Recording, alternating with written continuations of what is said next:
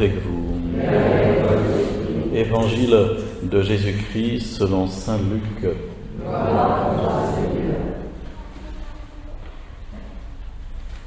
En ce temps-là, les disciples qui rentraient d'Emmaüs racontaient aux 11 apôtres et à leurs compagnons ce qui s'était passé sur la route et comment le Seigneur ressuscité s'était fait reconnaître par eux à la fraction du pain. Comme ils en parlaient encore, lui-même fut présent au milieu d'eux et leur dit « La paix soit avec vous ». Saisis de frayeur et de crainte, ils croyaient voir un esprit. Jésus leur dit « Mais pourquoi êtes-vous bouleversés? Et pourquoi ces pensées qui surgissent dans votre cœur? Voyez mes mains et mes pieds, c'est bien moi. Touchez-moi, regardez, un esprit n'a pas de chair ni d'os, et vous constatez que j'en ai. » Après cette parole, il leur montra ses mains et ses pieds. Dans leur joie, ils n'osaient pas encore y croire, ils restaient saisis d'étonnement. Jésus leur dit « Avez-vous ici quelque chose à manger ?» Ils lui présentèrent une part de poisson grillé qu'il prit et mangea devant eux. Puis il leur déclara « Voici les paroles que je vous ai dites quand j'étais encore avec vous. Il faut que s'accomplisse tout ce qui a été écrit à mon sujet dans la loi de Moïse, les prophètes et les psaumes. » Alors il leur ouvrit leur intelligence à la compréhension des Écritures. Il leur dit « Ainsi était-il écrit que le Christ souffrirait, qu'il ressusciterait d'entre les morts le 3e jour, et que la conversion serait proclamée en son nom pour le pardon des péchés à toutes les nations, en commençant par Jérusalem. À vous d'en être les témoins. » Tous les évangiles de ce temps de Pâques sont des récits des apparitions de Jésus ressuscité. Ainsi, dimanche dernier, si vous vous souvenez, nous écoutions le récit que nous fait Saint Jean de l'apparition de Jésus aux 10 d'une part et aux 10 plus Thomas d'autre part, puisque Thomas était absent à la fois d'avant, et c'était à 8 jours d'intervalle. Et ici, il est question de la même apparition, mais dans Saint Luc, où Jésus apparaît effectivement aux 11 apôtres, alors que ceux qui étaient sur la route d'Emmaüs reviennent à Jérusalem, racontent ce qui s'est passé, et puis on dit aussi que Jésus est apparu à Pierre, et puis voilà, Jésus ressuscité, à nouveau, se trouve au milieu d'eux, comme ça, brusquement, comme un passe-muraille, sans prévenir, sans frapper à la porte. Il est là, il est vivant au milieu d'eux. Alors évidemment, ils sont un peu saisis, et ils se demandent ce que c'est, et qui c'est.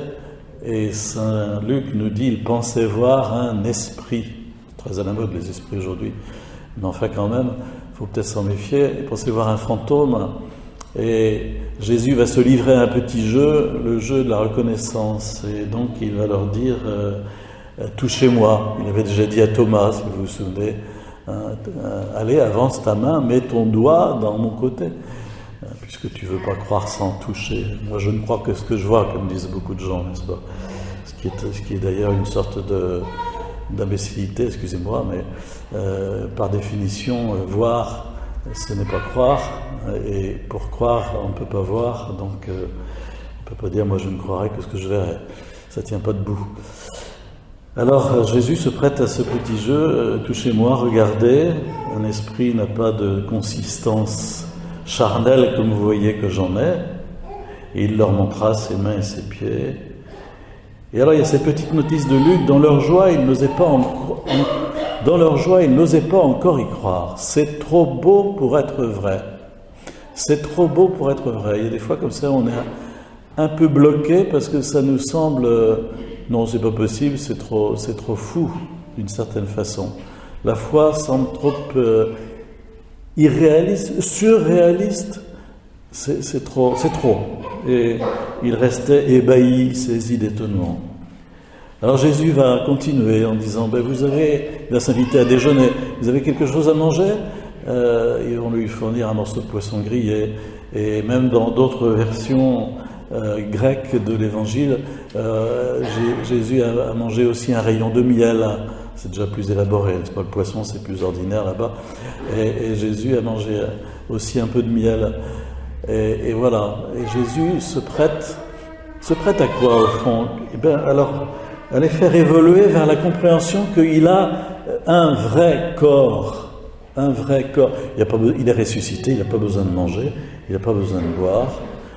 Mais il a un vrai corps. Le corps ressuscité a sa consistance, il n'est pas vaporeux, il est spirituel, la matière est spiritualisée, mais pour autant, on n'est pas dans le domaine de l'énergétique, le domaine du gélatineux, du mystico-gélatineux. Enfin, Jésus est consistant, il a une véritable humanité, et il montre ses mains et ses pieds. Pourquoi? Parce qu'il garde les stigmates de sa passion, stigmates qui sont maintenant rayonnants de lumière, qui sont glorieux, non pas sanguinolents, mais glorieux. Voilà. Mais enfin, Jésus a pour toujours dans son corps les 5 plaies glorieuses de sa passion. Et c'est comme la marque, la signature de l'amour dont il nous a aimés en montant sur la croix. Il en a gardé la signature sur son corps. C'est donc bien le même. Ce n'est pas un autre. Il n'y a pas eu substitution. Marie-Madeleine a eu beau se gratter la tête en disant on a enlevé le Seigneur de son tombeau, nous ne savons pas où on l'a mis. Non, il n'y a pas eu de violation de sépulture. On n'a pas substitué.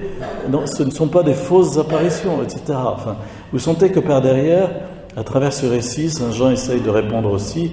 On est à la fin du 1er siècle, à la toute fin du 1er siècle, donc 40 ans après les évangiles de Marc, Matthieu et Luc. Saint Jean essaye de répondre à toutes sortes de questions et d'objections qui sont faites aux chrétiens, parce que à l'époque, il y a déjà une hérésie qui fait des ravages et qui consiste à dire que Jésus n'a pas eu un vrai corps et que Jésus n'a été incarné, entre guillemets, que de façon passagère depuis son baptême au Jourdain. Et puis, comme diraient aussi les musulmans, ce n'est pas lui qui a été crucifié, sa divinité l'a quitté avant la croix, etc. Tout ça, ça courait déjà à l'époque où Saint Jean écrit son évangile. Pardon, ici, on est dans Saint Luc. Excusez-moi, je me suis trompé. On est dans l'évangile de Saint Luc, mais c'est pas bien grave. Saint Luc écrit pour des Grecs et il a vraiment le souci de montrer ce réalisme. Car pour le monde grec, le corps est un peu une prison pour l'âme. Les Grecs faisaient un jeu de mots entre soma, le corps, et sema, la prison.